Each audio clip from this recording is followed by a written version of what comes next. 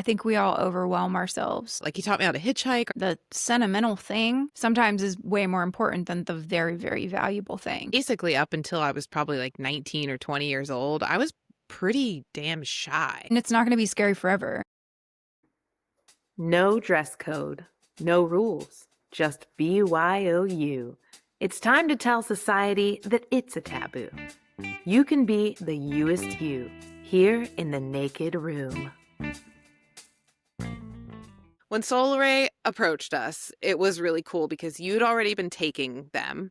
Yes. And I knew of them because I used to shop at Sprouts a lot, and I started really getting into supplements in my late 30s, as one does. Yeah. I remember seeing them in the store when I was a little kid. Like, they were at Integral Yoga in Charlottesville, Virginia. My mom's been buying them for years too, so it's like, it's tradition at this point. It's family tradition. So yeah, you and I are so big on supporting brands that we feel are morally aligned with us, and we feel are not putting a bunch of nasty chemicals in their products. And so there's like a very specific fit as far as anyone who we work with or partner with or sponsors us. We love you, Solaray. We have a discount code they gave us. We do. We'll drop it it's the Naked Room. Just all caps, like we're screaming at you. The Naked Room.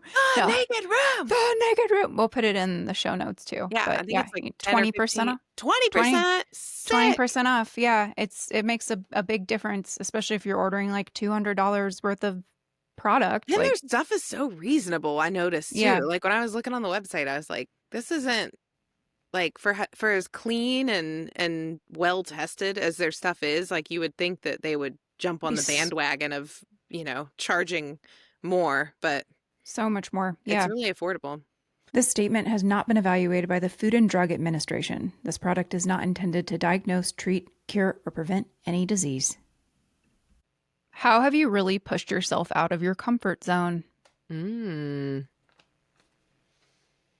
Well, the first thing that comes to mind is I did like a complete 180 from when I was younger and even into my like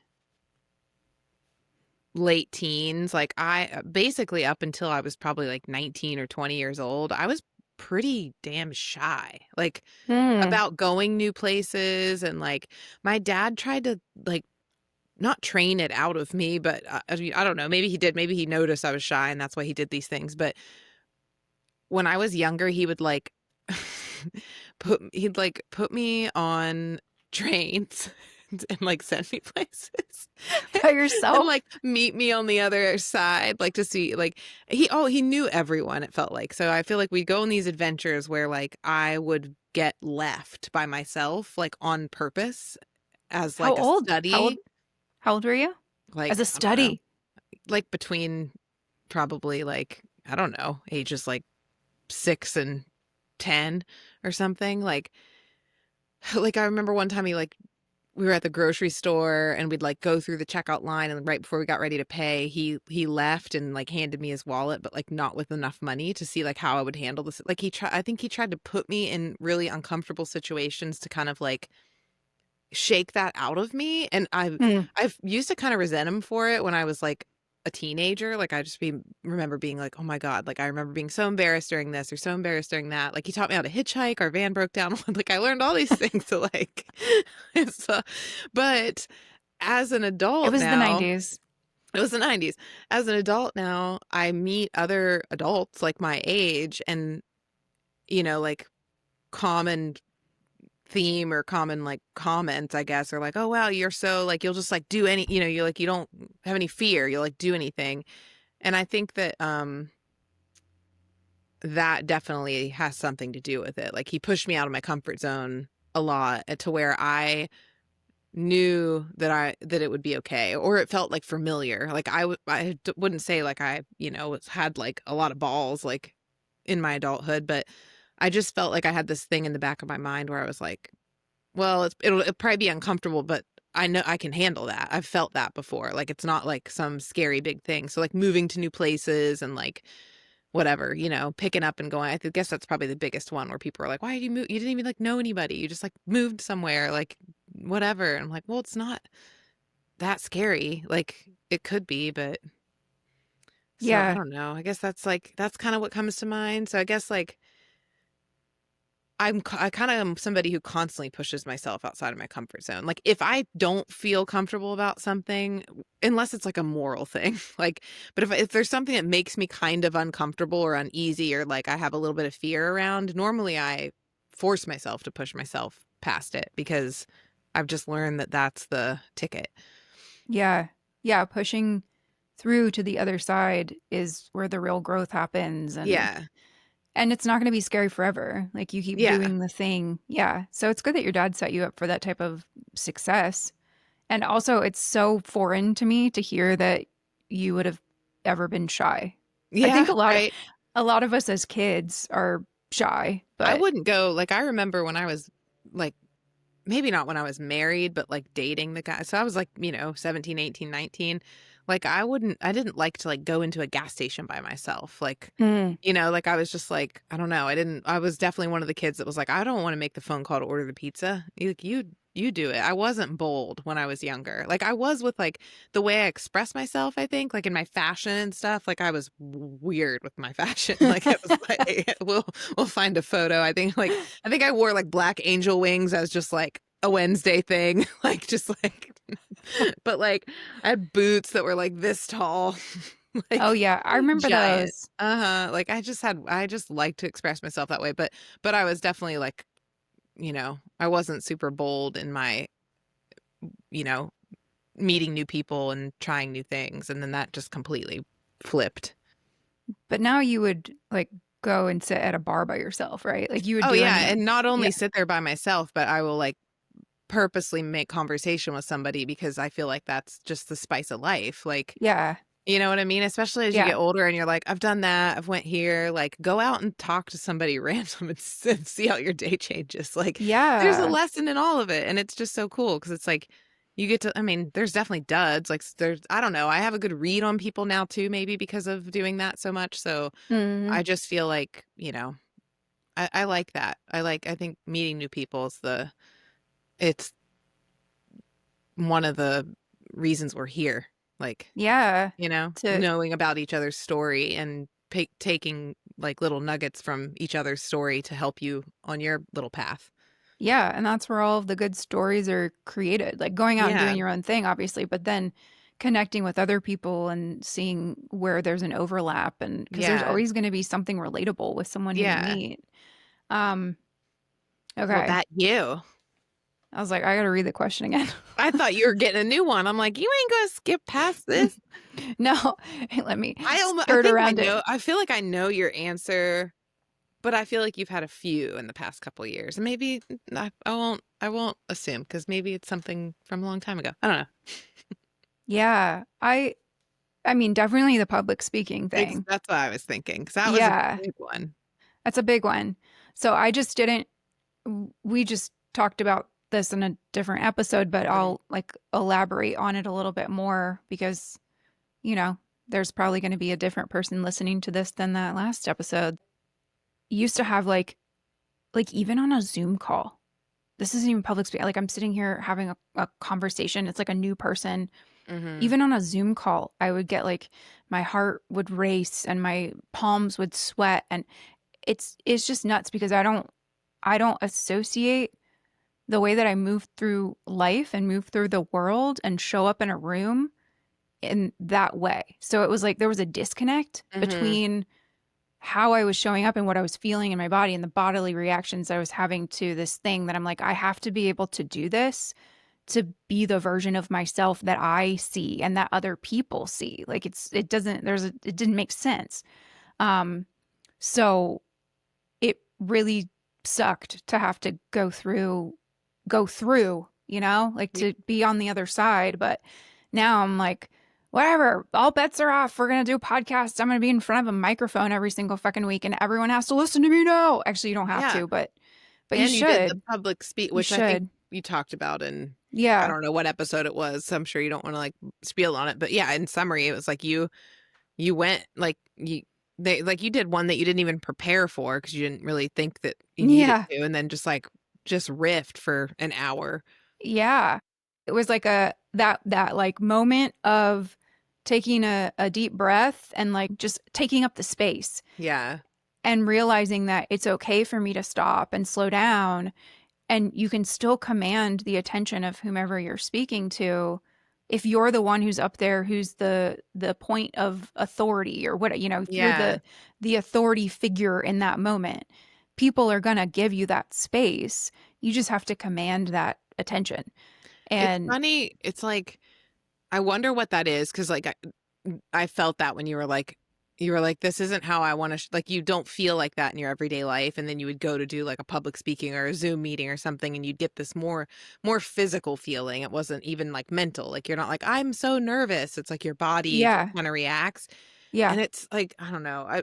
It's funny to me because like I've fought myself out of that too. It's pretty common, I guess. Like, if you think about like most kids, super or common. whatever, like growing up, like, it's not, it doesn't come naturally to most people, I guess. But it's funny that I guess it's the fear of judgment of others that kind of like is Mm, underlying about that. But the crazy thing is that the more confident you show up, the more confident people are in like receiving that. So it's like, if yeah, you're nervous, it just makes other people nervous. It's not necessarily that they're judging you per right. se. It's just like you've kind of now, you know, grown this like nervous energy that everyone else is like, oh God, like they're almost nervous for you. I Yeah. like to think that people actually have more empathy than others give them credit for. So it's not that like there's this little bully in, a crowd that's like, oh man, they're up there bombing. Like, look at them. I think mostly Yes. it's like, oh God, like they seem so nervous. Now I'm feeling nervous for them. And then it's like this storm that starts. And then, once you have a experience like that, then it is hard to shake it. Cause then it's this reaction where you're like, is the same thing going to happen again? Like, I've had that happen performing music, like where you're like, this is a whole different venue, a whole different crowd, a whole different situation. But the first thing you think of is if that happened, like, whatever, the last time you performed, like, oh God, am I going to forget the lyrics of this again? And then really, yes, because now I'm thinking of something else instead of the lyric. Like, it's like this vicious Yeah. cycle. So it's really great. I'm so proud of you, and just like loved seeing you push through that, because it's like a win for everyone when somebody does that, I think. Like I'm like, yeah, you're confident, and it makes me feel more confident that you're confident. Like, Thank you. Yeah, especially, and I'm gonna hit this with the beat the dead horse, but especially as women, like yeah. it's so important for us to grab the microphone, to go up and take up space, to be the Mhm. ones who are getting heard for the things, for our experiences and for our stories. That's why we have the microphones. Seriously. If this Do you want to podcast gets canceled, we'll start we'll we'll do a start live middle of the quad. Just come and listen yeah, to us talk where I on a drop my megaphone. tampon. Yes, exactly. Which I don't need Right anymore there. because I use a cup, We talked about that. Oh my God, this is so great. We have enough of this content now that we can start doing Lots of callbacks. callbacks. It's so true. Yes. Yeah. All right, this is one that I wrote. It's long, which if doesn't shouldn't also should also not surprise you. It doesn't even fit on the thing. Oh, this is good. Okay. This is probably because we were talking about the LA fires at one point, I think, in one of the episodes. Yeah. If you could only save one personal item from your home, pets and loved ones are safe. Like, so those aren't your Oh personal items. yeah. What would it be? Okay, so I go to I just locked in physically. I was like, I'm really curious. I got to change the angle over here. This is a very important one, and I have thought about this a lot because obviously both of us were here during Yeah. the fires. So after, fortunately, it didn't affect either one of us directly, there was still the fear that it was potentially going to, because Yeah. all of LA was lighting up, and oh man, it was such a collective trauma between everyone who lived here. Um, but I had to pack like a go bag basically. Like I didn't have one before that. And then when it was in Altadena. I was like, well, it could jump the freeway and come down here. I go down the trajectory of being like, okay, I need to take like the important, like my birth certificate, I guess, because I do have that here. I'm like, one item. I have some old photos that I have no idea where the negatives would be at this point. So I feel like things like that. Somebody just asked me this question the other day. This is weird Really? because, yeah, because I was like, probably my engagement ring, because I don't usually wear my engagement ring because like I'll bite my nails or something. I'm like, I don't want to showcase my bitten nails, so I'll just leave the engagement ring like next to the bed. So that is actually a priceless ring. Like it Yeah, it's has got like family gems, family the heirlooms in it. family Yeah. jewels. But I feel like the birth certificate's really important too, right? Like that's kind of a hard You thing to. can, I've lost mine and you can get it reprinted. Like, so Okay. my Well, mind good. doesn't go to that because I'm like, it technically is replaceable. Good. Then I'm gonna take my engagement ring because there's no way that I can replace that. Yeah. What I think about that's a good you? one. My dad's, the guitar he got me, I think, Yeah. is like what I always, which is funny because I don't even like play it that often anymore, but it just is like, it feels like this baby that I've taken care of since he gave it to me when I was like 12, because he was like, be very, like, oh, it wasn't even like his, it's not like he passed it down, like he got it for me. But I've taken really good care of it.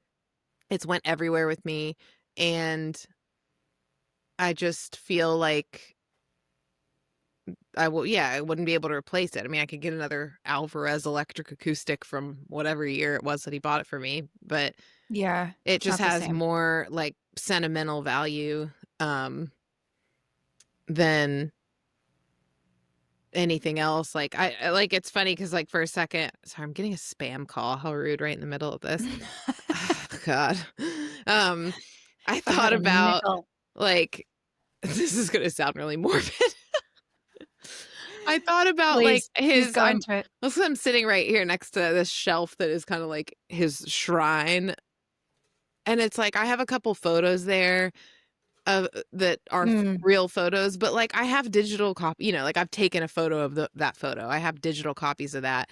And I was like, oh, his ashes. But like, Oh yeah. I don't know. Those are like, that's 1/4 of him and my siblings have the Right. rest. And so I feel like I could easily get that. And it's already kind of like, in my mind, it seems so silly to save something that has like been in a fire to become what it is and then save it from Mm-hmm. fire. Does that sound weird? Like, I get it. It's like meta. It it feels sounds a little very, like it's like heady. I'm like, that seems like a silly thing. Like, yeah. it's like, saving water from the ocean. I don't know. Like, it's just like I guess it is, they are sentimental, but they also, I don't know, he exists in so many other ways. So I don't know. Finally answer my guitar, and not my fancy nice one, which is probably really stupid of me because it's like worth a lot more. One of the things that you and I have talked about quite a bit is the reevaluation of priorities and kind of Yeah. deciding what's important and what's not, because there has been a lot of traumatic events and a lot of anxiety in the air and just like heaviness. And I think that God damn it, I keep doing it. Ladies, if you think it, you don't have to say I think. You can just say it. Just say What the it thing. is. Yeah. Good lesson. Yeah. I keep doing it. It's also like you're talking about, I just did the filler like as well. Oh, Just I now. overfill with those, as we've learned from our edits. It's our programming. Like we can't see. I did it again. If we played a game where people had to take a shot every time I said like in an episode, our fan base would be deceased by like a minute in, probably, maybe 5 minutes. But if I'm being generous. No, but we've talked about the reevaluation of priorities and what's important and what's not, and the sentimental thing sometimes is way more important than the very, very valuable thing.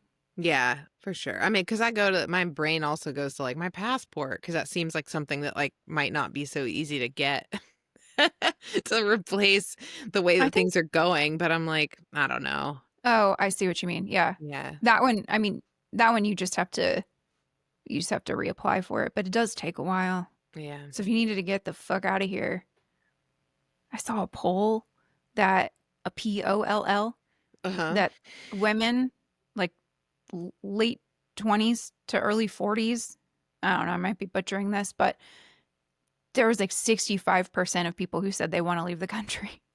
Younger women Oliver's wanting been to saying it a lot too. Like, wanting to peace out. get out of here. Yeah, it's just so up and down. Let's go His to was based on, Portugal. we got our Virginia personal property tax bill the Oh other yeah. day. The both of us were like, oh, like, and he was like, I don't want to be here anymore. For your cars? For our trucks, yeah. Yeah, your trucks. Excuse me. So Excuse me. a For your car, trucks. a sedan in this household? Disgusting. Yeah, we drive a Jeep. Sponsored by Toyota. Not really, I wish. Please. If you could just pay my Virginia personal property tax bill for owning your vehicle, I would be very grateful. Yeah. Yeah, every angle, man. There's something going on. We should probably get the fuck up out of here. But I don't want to leave my family. But Just take it a day at a time. yeah, exactly. Yeah. And meditate. Meditate, which I have not been doing nearly enough. I got to get back on that I did train. my mobility exercises this morning. Oh, that's good. Yeah. That's also very important. Every single morning now. Instead of like putting the big, like, I have to work out today and it be this like big thing. Because sometimes I'll do that and then the workout becomes something that's like really strenuous, but I didn't actually take a ton of time to like stretch, like maybe a little bit before I do the workout. But I'm like, you know what? Let's just start with waking up and moving my body in like some organic, stretchy ways. And so, yeah, it's those little, helpful. just the little steps every single day. I think we all overwhelm ourselves with feeling like we have to do all these things, like workouts in general. I'm not being as intense anymore with that stuff. Mm-hmm. So I used to do HIIT workouts and stuff all the time, and I'll do them every once in a while, and I feel really good afterwards. But it's just a lot. It's a lot on our bodies and joints, man. Just like move your body consistently. I think that's the key. It can just be like a walk, Yeah. Like, but it's doesn't better have to be than so being intense. like, I work out super hard 3 days a week, and then the other 4 days. Yeah. I told you I didn't like math. Dude, the Beatles fucked it up for you, though. They're talking about 8 days a week. Right? Yeah. Like, I always thought it was 8 days. I don't understand. Where's the other one? Yeah. Do you guys have it? Yeah. They probably do. I feel like the Beatles can do anything they want. They add an extra day to the week. They get an extra day. Yeah. Yeah. All right. Anyway. Well, I love you. If you're listening, share it with someone. Then we have more people. Yeah, exactly. Share it. Like, subscribe, share. Yes. Give us a 5-star review everywhere. The Naked Room Podcast is brought to you by hot coffee, cold showers, grit and determination, the power of being a woman. We'd like to thank ourselves. This is a self-run operation. We have done all of this on our own, other than with the help of our hot sound guy, my husband, Curtis Keeper, who curated all of our equipment and got us up and running.